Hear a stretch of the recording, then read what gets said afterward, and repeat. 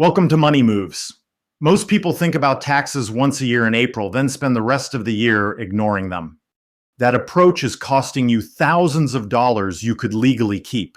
Today we're covering the tax planning money move, and this could be the difference between owing the IRS or getting money back. This is Brian. He's a freelancer making $85,000 a year. Every April, he sits down with his tax documents, plugs everything into TurboTax, and hopes for the best. This year, the screen shows he owes $8,000. He's shocked. He made good money, but didn't plan for taxes. He has no deductions documented, no receipts saved, no strategic moves made. He's about to write an $8,000 check to the IRS, and there's nothing he can do about it now. It's April 10th, too late. Here's what Brian doesn't understand. Tax planning isn't something you do in April. It's something you do all year long. Every financial decision you make has tax implications. Where you put your money, when you spend it, how you structure your income, all of it affects your tax bill. The difference between someone who plans and someone who doesn't can be $5,000 to $10,000 or more in taxes paid. Let me show you what strategic tax planning looks like. This is Sharon. She also makes $85,000 a year as a freelancer. But Sharon treats taxes like a year-round strategy, not an April surprise. In January, she meets with a CPA for 1 hour, not to file taxes, just to plan. They map out her strategy for the year: maximum retirement contributions, quarterly estimated payments, expense tracking system, charitable giving timeline. Throughout the year, Sharon executes the plan. Every month, she contributes $500 to her solo 401k. That's $6,000 for the year, all tax deductible. Every quarter she makes estimated tax payments, so there's no April surprise. Every business expense gets documented immediately.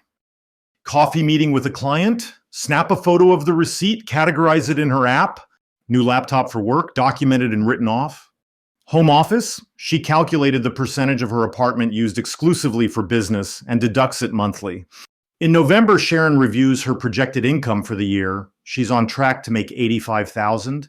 She calculates her tax liability. Looks like she'll owe around $5,000 after all her deductions. She wants to lower that. December becomes her strategic tax month. She makes a $2,000 charitable donation to organizations she supports anyway. Tax deductible. She prepays her January mortgage in December.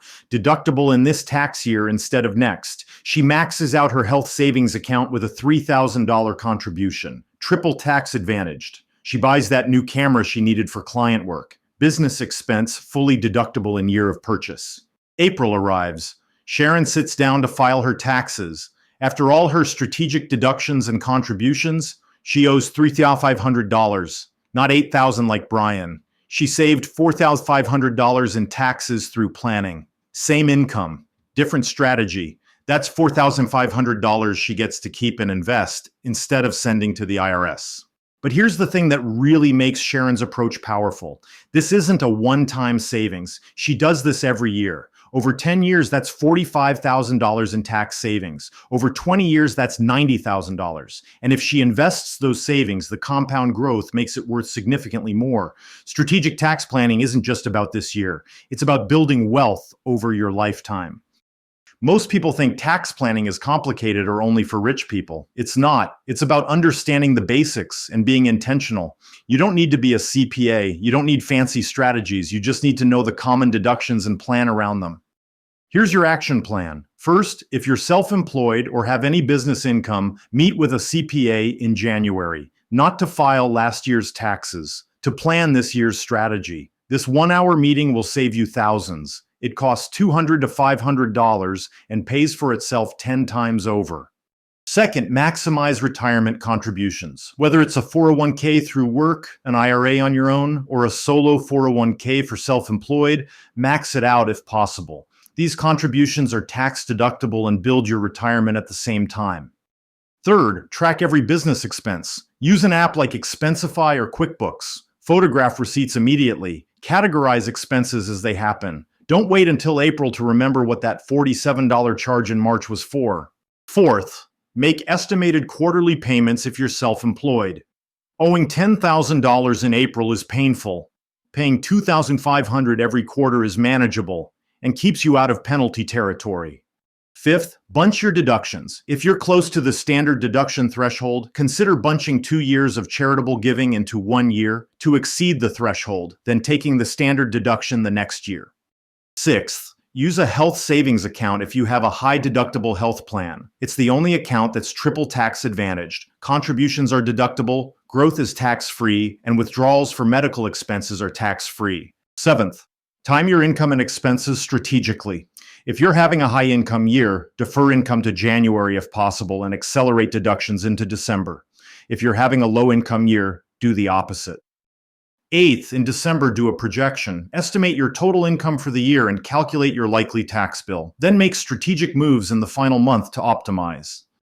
Common December moves: make charitable donations before December 31st, max out retirement accounts, prepay January mortgage, buy needed business equipment, make your fourth quarter estimated payment, contribute to HSA, harvest tax losses in investment accounts. These moves only work if done before the year ends. Here's what most people miss: the tax code is full of incentives. The government wants you to save for retirement, so they make contributions deductible. They want you to give to charity, so they make donations deductible. They want you to invest in your business, so they let you write off expenses. These aren't loopholes. They're intended features. But if you don't know about them or don't plan for them, you miss out. Brian and Sharon made the same amount of money, but Sharon kept $4,500 more because she planned. That's not luck. That's strategy. And you can do the same thing. The tax planning money move is about being proactive instead of reactive. It's about thinking year-round instead of once a year. It's about keeping more of your own money legally and ethically. That's the tax planning money move. Schedule a planning session with a CPA this month and start building your year-round strategy. Subscribe for more money moves that keep your hard-earned money working for you. What's your next money move?